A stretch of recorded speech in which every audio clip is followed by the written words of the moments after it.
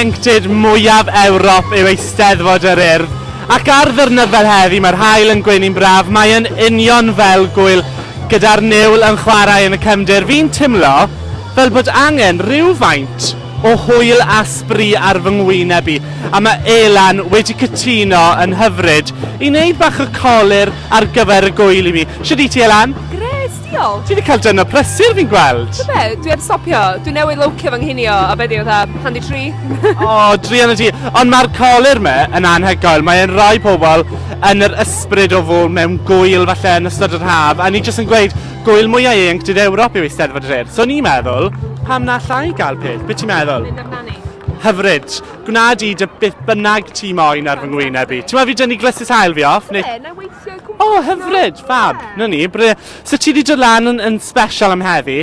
Do, wel, fi eisiau gwneud gweithdau celf yn y TP dechrau'r wythnos, a wedyn dwi rwan yn mynd i fod yn gwneud peintio wyneb heddiw, fory a dysadwn. Oh my gosh, so ti'n mynd i fod yn hynod o frysur. Fi'n mynd gwybod fel mi'n delio gyda hwn, dala maic a cael colir fi wedi wneud ar yr un bryd. Ond ti'n fan mawr o mynd i gwyliau, fi'n siŵr mae pawb adre yn gwybod bod mae sawl gwyl yn digwydd dros yr haf. Mae un newydd ddigwydd ar weekend diwetha cyn Eisteddfod yr Urdd. So wyt ti'n berson sy'n mynd at gwyliau'n eitha aml? Dwi'n tueddu i fynd i'r un rai, fatha dwi'n mwynhau gwyl dyn gwyrdd lawr yn Cricawel. Dwi'n rili licio hwnna. Na'r sai erioed i bod i ffynna, ond fi'n gwybod mae cwbl o ffrindiau fi, DJs Elan a Mari, yn un ohonyn nhw sy'n chwarae lawr fyna. Fysa ti'n awgrymu mi fynd, Leni? Swn i'n awgrymu'n gry. Mae'n chilled, mae yna bob tro fandio ffantastig yna. Siarad be'n ei wisio hwn? Glas. O, glas, lliw. Wel, lliw hoff i hwn. Perffaith. Hoff liw, hyd yn oed. Fi'n credu mae'r haul yn dechrau cymryd dros brains fi heddi.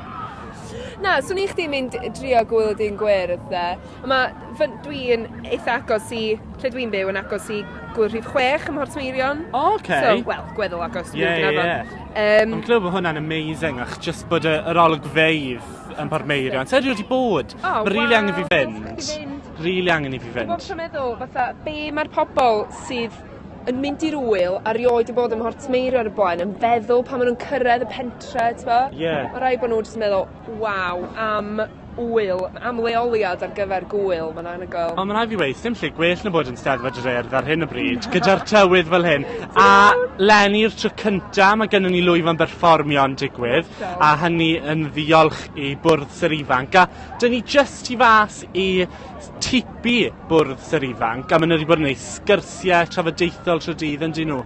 Mae pethau rili difyr yn nhw'n sôn am ffoduriau nes i dala bach o hwnna gyda fyd. So, Mae nhw'n brysur o fod. A pobl ifanc sy'n gyrru'r holl beth yn y pentre yma. Mae pentre Mr Urdd yn digwydd fan'na, dyn ni yn nghanol y lle bwyd i gyd, a mae'r ffair gyda ni just tu ôl. So mae'n just yn anhygoel ar tywydd fel hyn. O, dwi'n cael bach o glitter. Ti'n cael rhyw spotyn bach?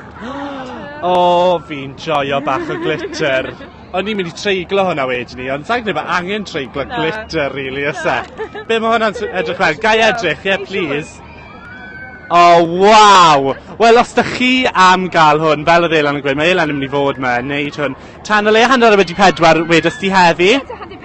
Hyfryd, so os da chi'n gwylio, edrych chi ar y maes, neu os da chi'n dod draw pram ar gyfer cystadlu hwyr, dewch draw i weld Elan. A fel fi'n gweud bob tro, dyn ni ar Snapchat a Instagram ar S4 Cymru yn ysgystal a Trydar a Facebook at S4C. So diolch yn fawr, fi'n credu dyna'r diwedd o honna i am heddi, a fel chi bod fori ar ragor o ffasiwn Steddfod.